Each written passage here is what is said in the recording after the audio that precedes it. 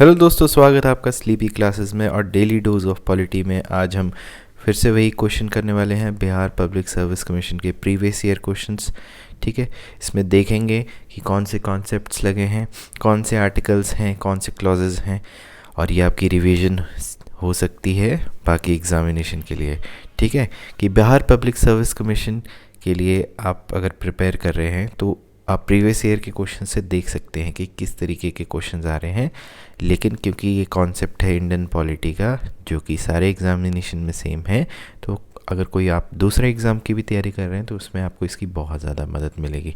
ठीक है, अब बिहार पब्लिक सर्विस कमीशन की बात कर रहे हैं तो बिहार पब्लिक सर्विस कमीशन 2021 का हमने क्रैश कोर्स ऑलरेडी लॉन्च कर दिया है। बहुत ही ज़्यादा अच्छा रिस्पांस आ रहा है और ये अभी भी अर्ली बर्ड ऑफर इसका वैलिडेटेड है।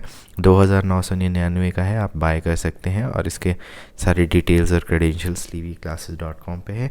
अगर आपको कोई डाउट है इसके बारे में तो हमारे इस नंबर पे कॉल भी कर सकते हैं। तो जाइए इस ऑफ़र का अवेल कीजिए। चलिए अब शुरू करते हैं क्वेश्चंस का। कि क्वेश्चन दिया हो फंडामेंटल राइट्स से रिलेटेड। ठीक है, इसमें बोला गया है कि फंडामेंटल राइट्स जो हैं वो इंडियन सिटीजन्स को अवेलेबल हैं लेकिन एलियंस को नहीं है। एलियंस का मतलब होता है, ठीक है, दो टाइप के एलियंस होते हैं, फ्रेंडली या फिर एनिमी।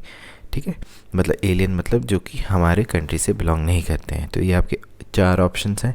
ठीक है, और इसमें साथ में आपको जो है एक कॉम्बिनेशन दिया हुआ है, freedom of speech, of expression, equality before law, right. ये 8 नहीं है, ये राइट है। ठीक है, ये उसमें टाइपिंग एरर आ गया था, यहाँ पे राइट ऑफ माइनॉरिटीज़ है, protection of life and liberty है। तो इसका सही जवाब क्या है? इसका सही जवाब है 1 and 3 ओनली। ठीक है, 1 and 3 ओनली।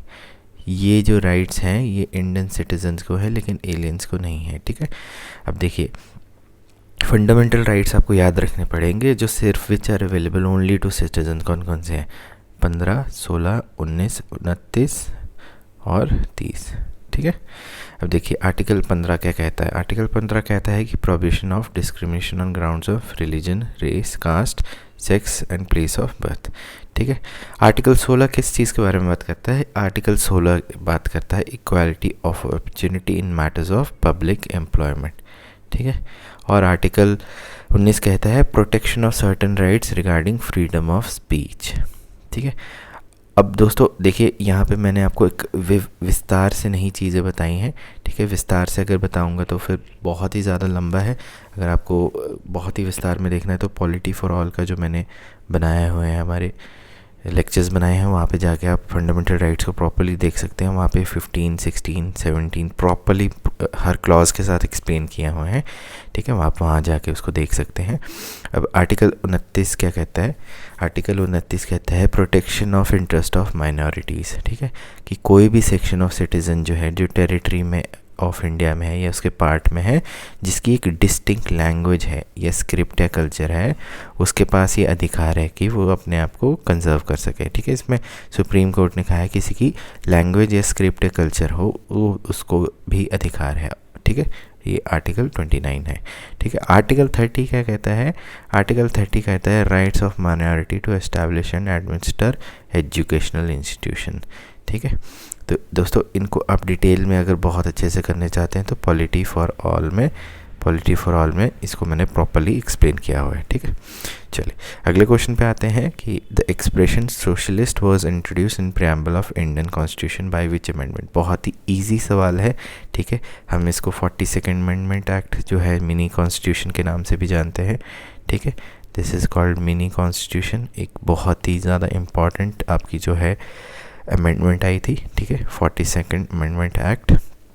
अब ये देखिए इसमें क्या हुआ, दो चेंजेस जो बनाए थे प्रीएम्बल में हुई थी। ठीक है, पहले के कैरेक्टराइजेशन ऑफ इंडिया को जो कि सॉवरेन डेमोक्रेटिक एंड रिपब्लिक को चेंज कर दिया था sovereign socialist secular democratic and Republic, और साथ में क्या ऐड किया गया था?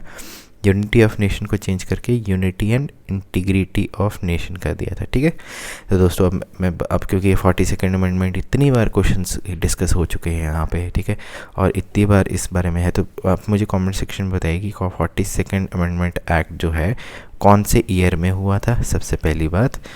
दूसरी चीज़ आप ये बताएंगे कि इसमें director principle of state policy कौन कौन से ऐड किए गए थे। ठीक है, कमेंट सेक्शन में बताइए, क्योंकि इस क्वेश्चन को बहुत बार अगर आप पॉलिटी के क्वेश्चंस देख रहे हैं काफ़ी टाइम से तो आपको पता होगा इस क्वेश्चन को बहुत बार डिस्कस किया जा चुका है।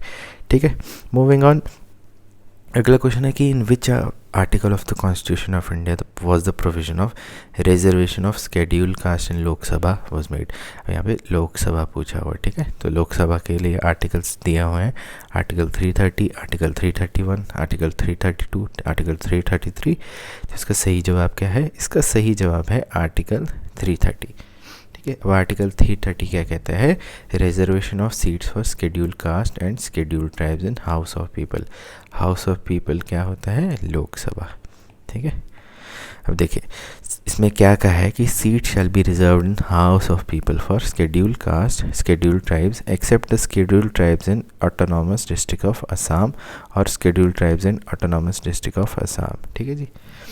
अब देखिए आर्टिकल 332 क्या कहता है और कि रिजर्वेशन ऑफ सीट्स जो हैं एससीज और एसटीज़ के लिए लेजिस्लेटिव असेंबली। तो 332 जो है स्टेट्स के बारे में कहता है। ठीक है, लेकिन ये लोकसभा के बारे में कहता है। 332 जो है स्टेट्स के बारे में है और 330 जो है लोकसभा के बारे में। ये आपको याद रखना है। ठीक है, अगले क्वेश्चन पे आते हैं कि which one of the following articles direct the state government to organise the panchayat.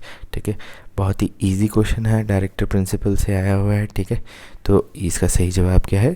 Article 40। देखिए दोस्तों, director principle of state policies तो आपको बिल्कुल ही याद रखना है। ठीक है, ये भी मैंने अपने पॉलिटी फॉर ऑल में करवाया हुआ है। ठीक है, बहुत ही डिटेल्स में करवाया हुआ है। इनको आपने बिल्कुल याद रखना है क्योंकि यहाँ से क्वेश्चन आपके बनते हैं।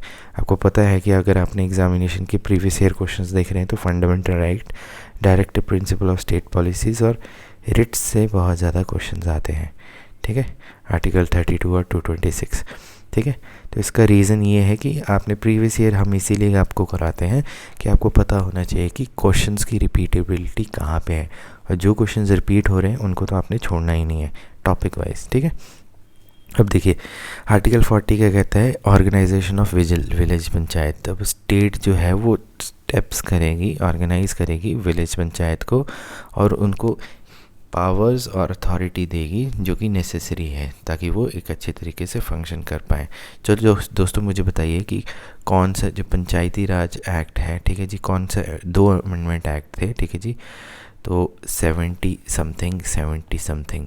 अब बताइए कमेंट सेक्शन में कि कौन से अमेंडमेंट एक्ट थे जिसको पंचायती राज में करते हैं। 3 टायर सिस्टम के बारे में बात करते हैं, कमेंट सेक्शन में बताइए।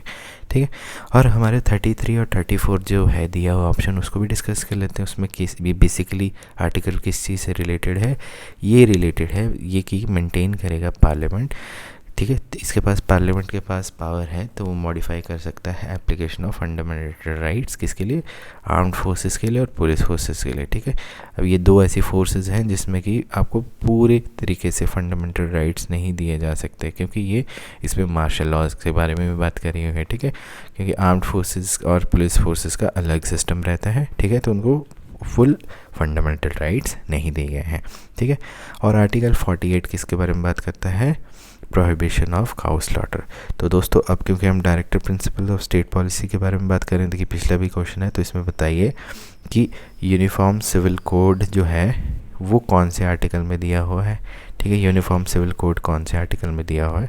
आप कमेंट सेक्शन में बताइए। आज आपसे कमेंट सेक्शन में काफ़ी ज़्यादा मैं एक्सपेक्ट कर रहा हूँ कि आप काफ़ी जवाब देंगे। ठीक है, चलिए 5वां क्वेश्चन है कि which of the following years was Sarkaria commission which was to empower recommendation in changes of centre state relation. ठीक है, तो सरकारिया कमीशन आपको पता है कि सेंटर स्टेट रिलेशन से रखता है, तो ये कौन से ईयर में इसने अपनी रिपोर्ट जो है सबमिट करी थी? तो इसका सही जवाब क्या है? इसका सही जवाब है 1988। ठीक है, देखिए अब ये देखो वर्किंग एग्जिस्टिंग अरेंजमेंट जो थी यूनियन गवर्नमेंट और सेंट्रल स्टेट की जो सेंटर एक व्यवस्था थी उसके बारे में जो है सरकारी कमीशन बिठाया गया था। ठीक है, अब ये जून 9 1983 को कॉन्स्टिट्यूट किया गया था किसके अंडर? सरकारिया जी और बी शिवरानंद जो इनके मेंबर थे। ठीक है, और इन्होंने अपने कमीशन ने काफ़ी स्टडीज़ करी थी, इंफॉर्मेशन गैदर करी थी और सारे डिलीवरेशन करके 1600 पेजेस की रिपोर्ट जो है जनवरी 1988 को सबमिट करी थी। रिपोर्ट में 247 रिकमेंडेशन दी थी जो कि 19 चैप्टर्स में दी गई थी और इस इंटर स्टेट रिलेशन के लिए काफ़ी ज़्यादा इम्पॉर्टेंट हो गई थी। अब जो मेन रिकमेंडेशन है कमीशन की इंटर स्टेट काउंसिल के लिए वो क्या क्या थी? सबसे पहले क्या था कि काउंसिल जो है वो अपनी ड्यूटीज़ जो है ब्रॉडर टर्म्स में आपको देना चाहिए, ठीक है जी। कमीशन ने कहा था उसमें क्लॉज बी और सी जो है आर्टिकल 263 को थोड़ा सा एक्सपेंड किया था और क्या कहा था कि council should not be wasted with power of enquiring into and advising on dispute between the state, मतलब कि ज़्यादा ही नहीं उनको घुसना चाहिए स्टेट के मसलों में, ठीक है। और उन्होंने ये भी कहा था कि एक इंडिपेंडेंट परमानेंट सेक्रेटरीट के बिना काउंसिल जो है अच्छे से अपना फंक्शन नहीं कर पाएगा क्योंकि उसकी क्रेडिबिलिटी नहीं आ पाएगी। और जो इसकी जो नेचर ऑफ मीटिंग्स है और लेवल ऑफ पार्टिसिपेंट है, काउंसिल सेक्रेटरीट को एक सूटेबली स्टाफ करना चाहिए और यूनियन कैबिनेट सेक्रेटरी के तहत मॉडल करना चाहिए, ठीक है दोस्तों। तो ये था सरकारी कमीशन। तो दोस्तों ये थे आज के 5 क्वेश्चन, ठीक है। आई होप आपने इनको अच्छे से लिख लिया होगा अपने टॉपिक्स, ठीक है। और इनके टॉपिक्स के साथ साथ इनकी रिवीजन भी करते रहिए, ठीक है। जितना ज़्यादा रिवीजन करेंगे टॉपिक्स को उतने ही आपके ज़्यादा मार्क्स बनेंगे, ठीक है। तो चलता हूँ, आप मिलेंगे आपसे अगले लेक्चर में, तब तक के लिए टेक केयर, नमस्कार, बाय बाय।